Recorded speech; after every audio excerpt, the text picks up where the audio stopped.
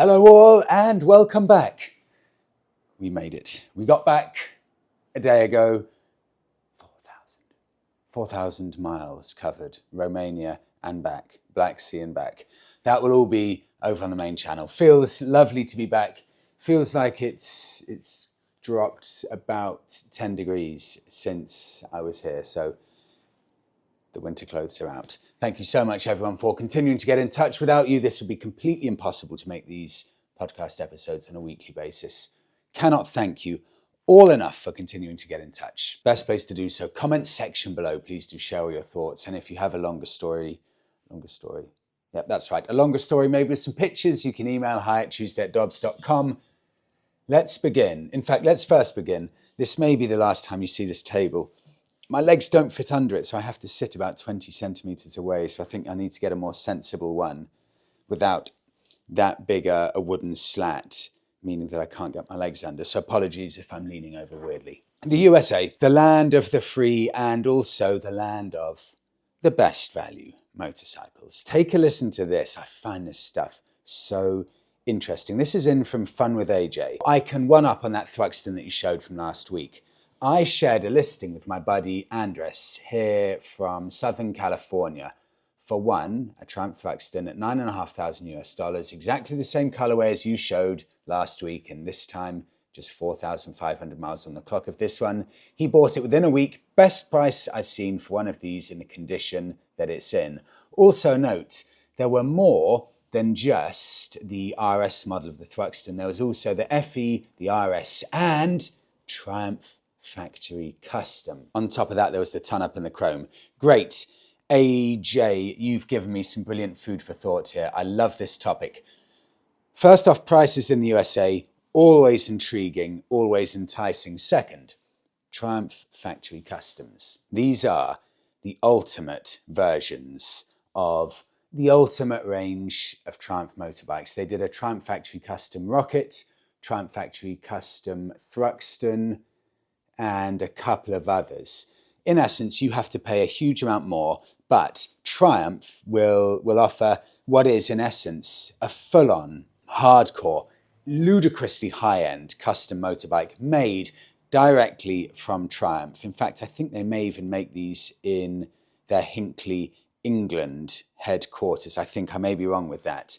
They are the absolute ultimate. Cost a lot, but you get a lot for your money. I think they're all limited to 700 pieces worldwide. So what I wanted to have a look at here, the Triumph Factory Custom Rocket, the ultimate version of the ultimate motorcycle within Triumph's range. Take a look at this. Fascinating viewing here. In the UK, 2020 model Triumph Factory Custom Rocket. So it's a 5-year-old one, £21,000. Bear in mind it's a British brand.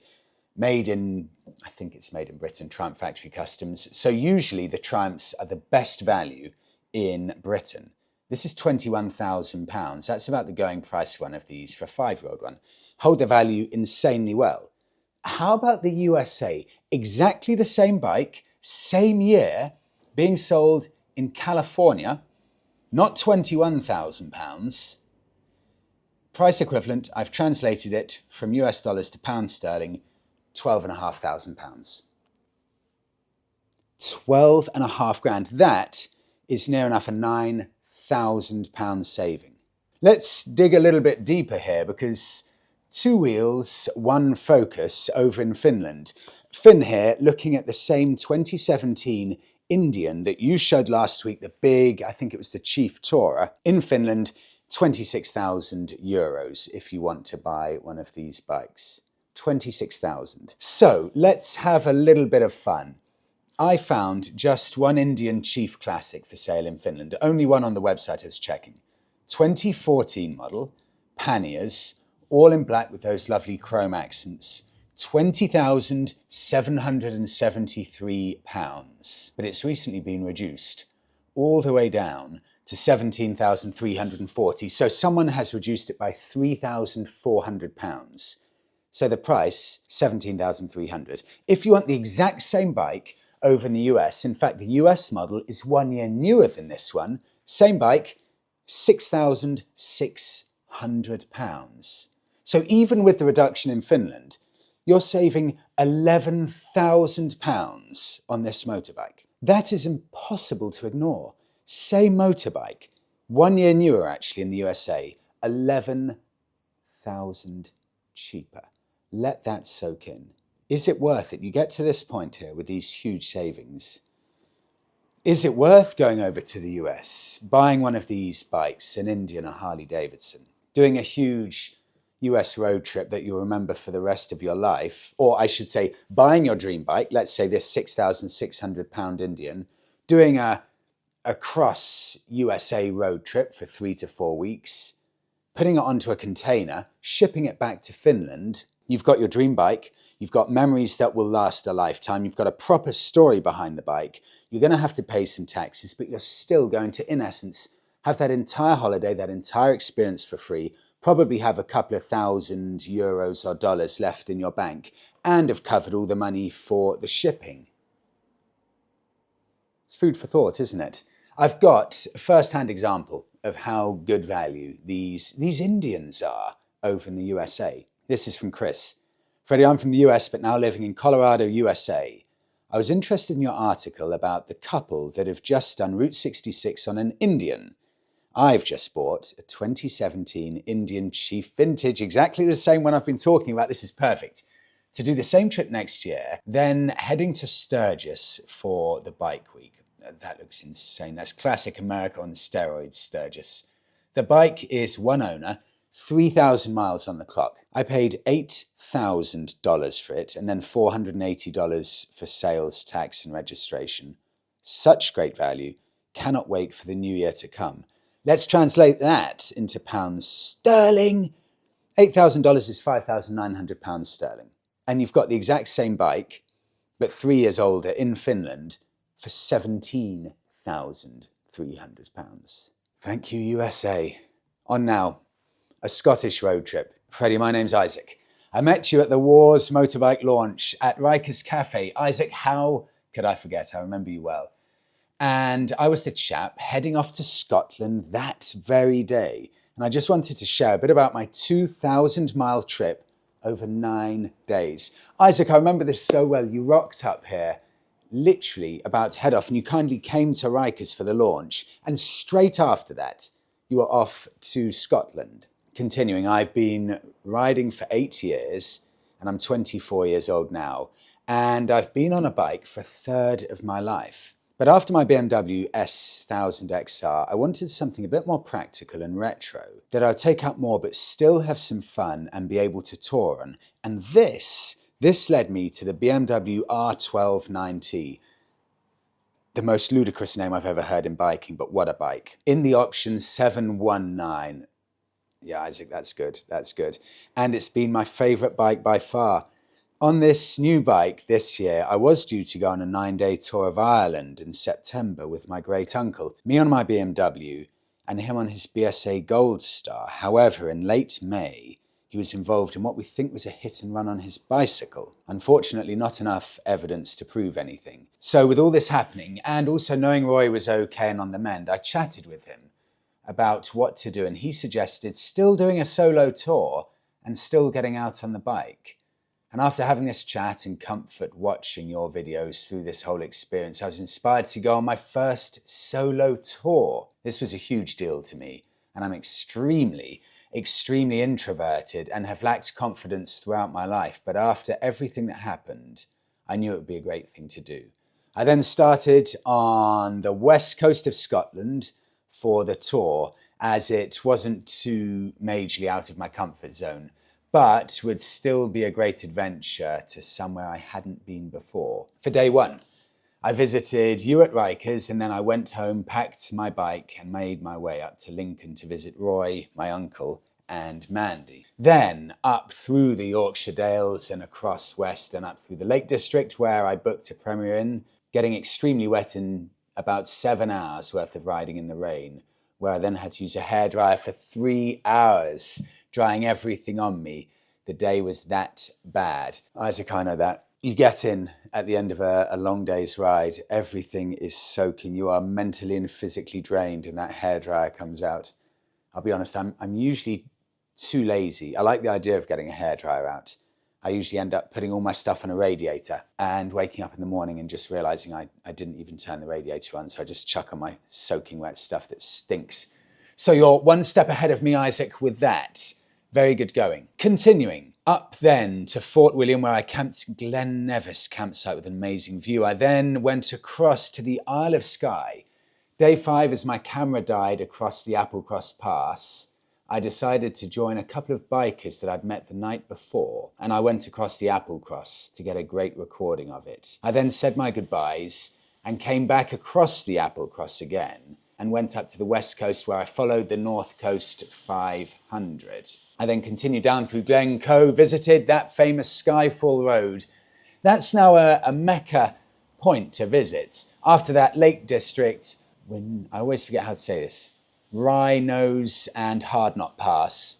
Hard Knot Pass is the best riding road I've ever done in England. Every place I stopped to camp or stay in a hotel, there'll be a biker or two who would strike up a conversation, talk about their experiences, and tell me about their fascinating stories and lives. Heated grips on the BMW saved me from freezing on the classic Scottish rainstorms as well, and I highly recommend the BMW R12 NineT to anyone who wants amazing reliability, comfort, and fun with lots of character.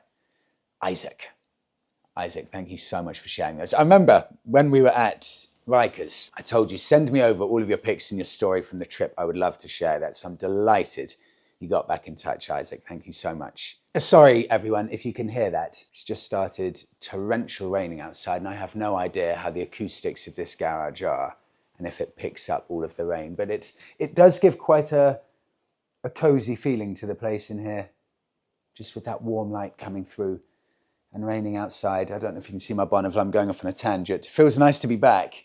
Bonneville there, everything here. I trying to soak it in. So moving on to Lee. Oh, Lee, yes, perfect timing. A dream. Freddie thought it might be a bit of fun to share my newly acquired garage. I've moved from a flat to a home with a garage. Oh my God, how amazing to have a place for me and my bikes. I have to say, or I have no say whatsoever in the house, but the garage, that's my space. I've got my BMW RT up in the corner. Since following your hints, I got a pre-registered new 2024 Royal Enfield Classic 350. Got it at a steal. And I don't even take the big RT out anymore. I love the Royal Enfield so much. I even took it up the M5 from Devon to the Adventure Bike Rider Festival. Sat at 70 miles an hour, no problem. Anyway, I thought it might be fun for people to share their garage designs. I've stolen your idea of garden lights hanging from the ceiling. Also followed you getting your John Doe 1 helmet, and I haven't looked back. Lee, make me so happy seeing this. There's nothing I like more than seeing a simple garage turned into not just a garage where you store a bike or something like that, but get a coffee machine in there, get a sofa in there so you can just sit down and look at your motorbike. It doesn't matter if it's a £500 motorbike or a state-of-the-art £40,000 bike. Anything, your pride and joy right in front of you. Have a coffee. Just so glorious, Lee. It's great to hear from you, and I love those pics. Is biking not the most amazing thing in the world? I love it. On now to M and ST. Did you see? Yes, I did. Did you see the record-breaking ride by Patrick Cornell on an Indian pursuit to raise awareness and money for myotonic dystrophy? Apparently he did. Let this soak in. He did 125,000 miles in 125 days. That isn't a typo. I've checked everywhere. This American gent, who's 60 years old, he's former US Navy, he's a former firefighter, he is the first respondent at the Twin Towers, the 9/11 explosions, and he, at 60 years old, has averaged 1,000 miles a day, every day, for 125 days. I've never heard anything like this at all. On top of that, so what happened? He has a family member with myotonic dystrophy, and he wanted to raise money for it. He's raised a massive amount of money. He was meant to do, I think, initially 100,000 miles. Smashed through that. He's now carrying on, to the best of my knowledge, doing 1,000 miles a day, every day, for as long as he keeps getting $1,000 minimum in donations. So he's going to carry on as long as people keep donating. And he's on 125. In fact, I think he's now on 135,000 miles. What the bike's had: brand new Pursuit donated by Indian, which is fantastic of them. New stator, new fuel pump, 11 rear tyres, and just standard servicing. That's it, nothing else. If that isn't a great advert for American and Indian motorcycle build quality, I don't know what is. That's excellent marketing for Indian. Carrying on, over in the USA, this is Colorado Mark. Freddie, in reference to the Route 66 road trip with the Indians. Yes, we do road trips on another level here in the States. I've got a good friend who's rolled up 50,000 miles on a brand new Royal Enfield Himalayan 450 in 1 year. Staggering mileage. He's taken it from the Arctic Circle, that will be all the way up very, very northern Alaska, all the way down to Key West in Florida, and has seen all lower 48 states. His YouTube channel is Fuzzy Biker Moto. Both of us have been trying to break the new Himalayan, but have yet been able to succeed. Mark, I was talking about that Indian being good advertising. That's exactly the same for the Himalayan. I remember when the new Himalayan came out. It's, of course, got a bigger engine. It's much more refined than the Generation 1 Himalayan. But it's just missing that classic original Land Rover Defender styling, that really rough and ready styling. But if you take everything into account, it's a far better built, far more refined machine. And the fact you've done 50,000 miles around the US trying to break it and you haven't succeeded, that is a fantastic advert for the bike. It's a much, much more accomplished machine than the Generation 1. And that is proof. Now to KTM Mark. Freddie, there are a lot of talks going on about a 400cc Triumph Thruxton. I've got the 1200, which I hope to keep, even if it's just to look at. Mark, let's take a look at this. So on MCN, they've got an article here. Yeah, Triumph launched new Thruxton 400 Cafe Racer. Interestingly, in India, launched in India, ahead of the first full global release later this year. So this came out, this article, about a month ago. Interestingly, because they are made in India, gets launched in India first, which is very interesting in itself. I think this looks really good. The 400 platform, I know a few people disagree. Nick Moto UK, I saw your comment on it. You think this shouldn't have the Thruxton name on it. For me personally, I think it's a really good looking bike. I like this 400 platform. I think it works extremely well here. And I would say, this will polarize opinion, I would say actually that if there were ever a genre of motorbike where you want to be able to push it to the limit, i.e. a genre where smaller capacity suits it, it's actually sports bikes. Because sports bikes are most conducive to feeling like you're as close to the limit as possible. To feel like you're pushing it, you're on the raggedy edge, you're having to lean into every corner to make sure you carry as much speed out of the corner as possible. It's the dynamism that you want from a sports bike. You want to feel like you're an Isle of Man TT racer. And in this 400cc, let's say 40 horsepower outfit here, I think for real road riding, this is going to be phenomenal levels of fun here because you can actually push this bike to the limit. This is going to be incredibly fun, and it has the looks. I love that fairing on it. I love it in this colour combo. That will be a good bike, and the reason the old Thruxton stopped selling is simply because no one was buying it, relatively speaking. So maybe this could fit in a nice little niche here for Triumph. It's not a big risk for them. They've got the 400 platform that they're using for the Speed 400 and the 400X. All they have to do is change a few tiny little bits. Boom, you've got a 400cc Thruxton. Get that in the lineup. It's going to be a lot of fun for a lot of people. I think that's a good move for them. Now, bike of the week.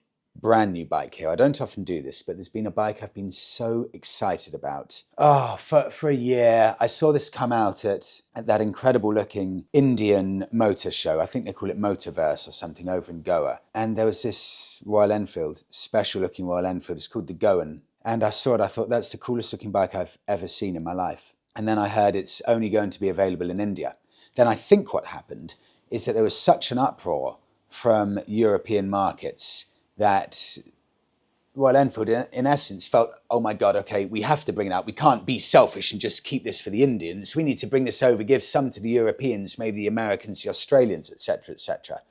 And it's here. I'm so happy. This wasn't meant to come, to the best of my knowledge, to Europe, but I can guarantee right now, these are in showrooms, in dealerships around the UK. Do you know how I know that?